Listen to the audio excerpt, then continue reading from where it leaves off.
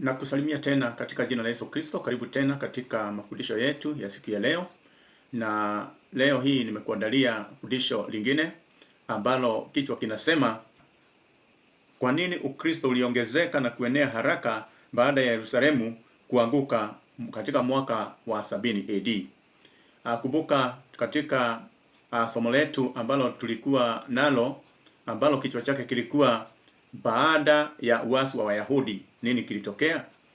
Kumbuka yale ambayo tulijifunza ya kwamba Warumi walishida kwa muda, Yerusalemu iliweza kuharibiwa, Uyahudi au ibada ya Wayahudi iliweza kukwisha, maana ya kuharibiwa kwa hekalu, na mafundisho yakapelekwa katika masinagogi, na vile vile tukaona ya kwamba Masadukayo, Usadukayo ulielekea kuisha kwa sababu walitegemea sana hekalu. Vile vile tuliona ya kwamba Ukristo uliweza kuenea kwa haraka, bali haukuweza kuzuiwa na uasi au na vita vikali au na njaa au na chochote.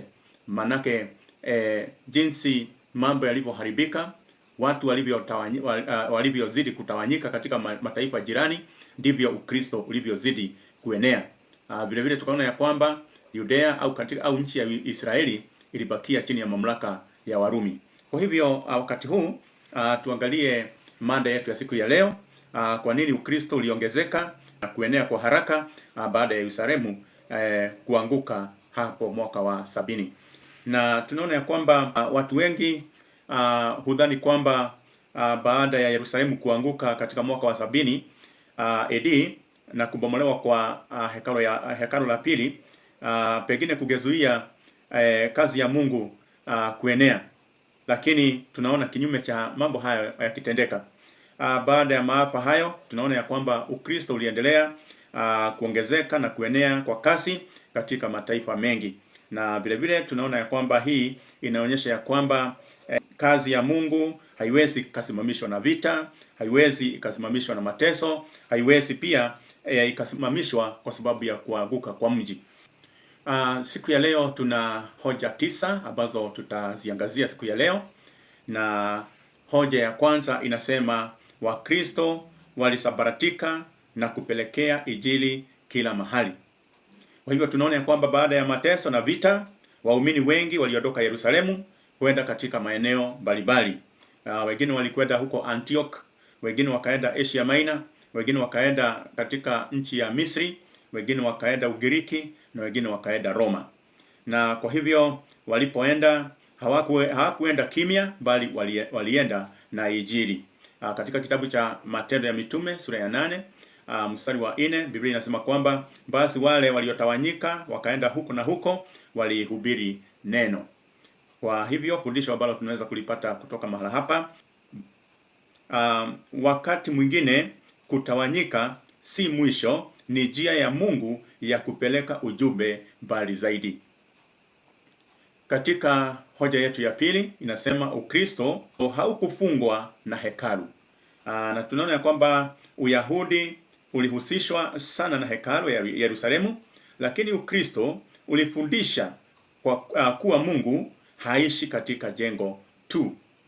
Katika kitabu cha Yohana, Injili ya Yohana sura ya 4 mstari wa 21, Biblia inasema kwamba wakati unakuja ambao hamtamwabudu Baba katika mlima huu wala Yerusalemu. Na katika kitabu cha Mitume, Biblia inasema kwamba Mungu haishi katika mahekalu yaliyofanywa kwa mikono. Na fundisho hili haya yanatufundisha kwamba hekalu lilipobomolewa, Ukristo haukusimama kwa sababu msingi wake ulikuwa Kristo, lakini si mjengo. Katika hoja ya tatu tunaona hoja ya tatu inasema, Yesu alikuwa kitovu cha imani. Na tunaona kwamba waumini hawakumtegemea kuhani mkuu au sadaka za wanyama, bali kifo cha Yesu, ufufuo wake, Roho Mtakatifu, na vile vile ahadi ya wokovu. Katika kitabu cha Waibrania sura ya 10 mstari wa 12, Biblia inasema kwamba Kristo alitoa dhabihu moja kwa dhambi milele. Na fundisho ambalo tunalipata hapa ni kwamba wakati mfumo wa zamani ulianguka, waumini walikuwa tayari wana msingi mpya ndani ya Kristo. Hoja ya 4 inasema barabara na amani ya Kirumi vilisaidia. Kwa hivyo tunaona ya kwamba ingawa Urumi ulikuwa na ukatili, pia ililete barabara nzuri, usafiri rahisi, lugha ya kawaida yani Kigiriki na katika maeneo mengi, na vile vile ulinzi wa biashara. Na hii iliweza kurahisisha wamishonari kusafiri. Paulo ambaye alikuwa mtume wa Kristo alitumia njia hizi kuhubiri maeneo mengi.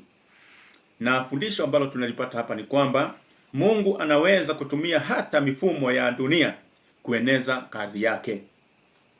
Katika hoja ya 5 inasema ujumbe wa Ukristo uliguza watu wote.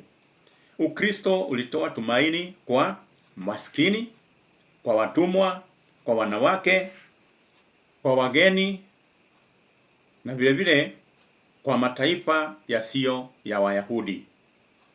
Katika kitabu cha Wagalatia sura ya 3 mstari wa 28, Biblia inasema kwamba hamna Myahudi wala Myunani, nyote mmekuwa mmoja katika Kristo. Fundisho ambalo tunajifunza kutoka hapa ni kwamba dini ilifungua mlango kwa wote na ikaweza kukua kwa haraka. Katika hoja ya 6 ambayo inasema ushuhuda wa waamini wakati wa mateso, tunaona ya kwamba Wakristo wengi waliteswa lakini hawakumkana Kristo.